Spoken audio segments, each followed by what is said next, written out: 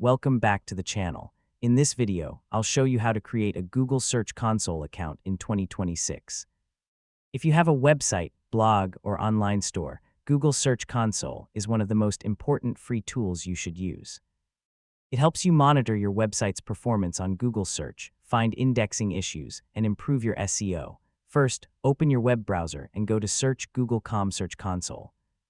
Click the *Start Now ** button.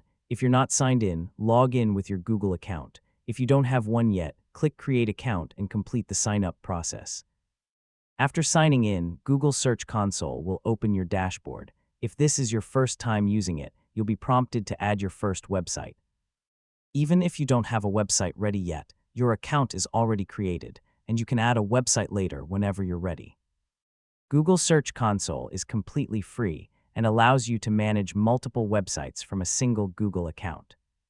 It's an essential tool for bloggers, business owners, developers, and anyone who wants to improve their website's visibility on Google Search. Once your account is ready, you'll be able to add websites, verify ownership, submit XML sitemaps, request indexing, monitor search performance, discover keywords, and fix indexing or technical SEO issues directly from the dashboard. For the best experience, use a Google account that you'll continue using to manage your website.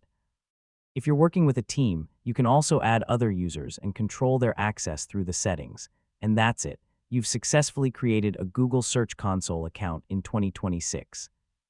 In the next tutorial, I'll show you how to add your website to Google Search Console step